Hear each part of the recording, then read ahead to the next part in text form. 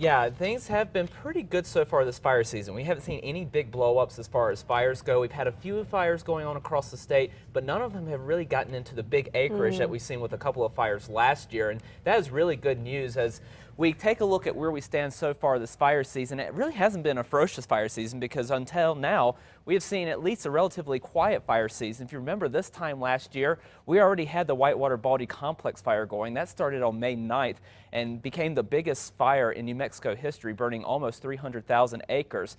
But also remember the other big fire we had last year, which was the Little Bear Fire, which started June 4th.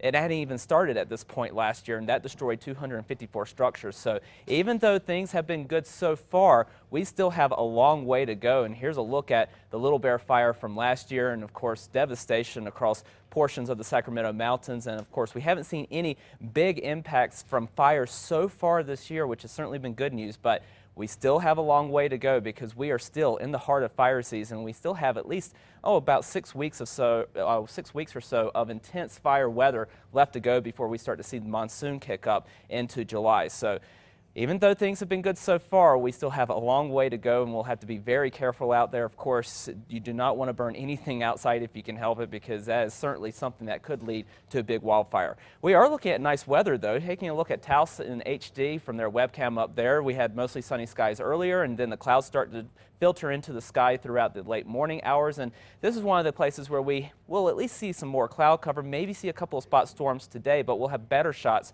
throughout the next couple of days. We have a little bit of cloud cover going in the metro as well. Temperatures on the warm side, 76 degrees in the metro with a southwest wind at 6 miles per hour. Temperatures across the north into the 70s, already into the 90s across the eastern part of the state, all the way from Clayton down to Tucumcari, Roswell at 92 degrees, and Carlsbad up to 96, on their way to another hot afternoon. Areas of the southeast may even make it to the century mark before everything's said and done today. We are looking at mostly sunny skies for a good portion of the state, but we are watching a trough, and that is going to be setting up for the weekend. And as that edges toward the state over the weekend, we will start to take the edge off the heat, and placement will be key with this trough as far as getting some of that shower activity going. So it will be hot this afternoon, but as that trough starts to set in, we'll take the edge off the heat. It'll stay warm, but it'll also be drier if track number 1 pans out, which will take the storms a little bit further north of the state. We'll see most of the precip miss us, and we'll be drier and windier across the state over the weekend. Now, if track number 2 pans out and the storm comes a little bit closer to the state, we'll be looking at more moisture, perhaps a few showers across the northwest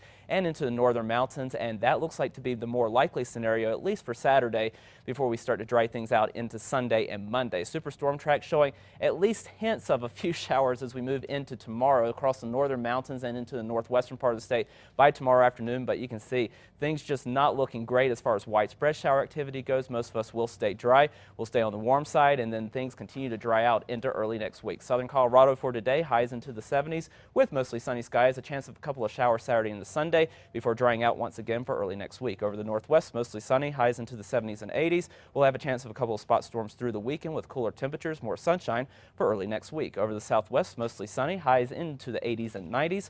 We'll be back into the upper 70s in Silver City by Saturday, into the 80s for Sunday, and more sunshine and warmer temperatures to start next week. Over the southeast, mostly sunny, highs into the upper 90s to near 100, in fact all the way up to 102 in Carlsbad this afternoon.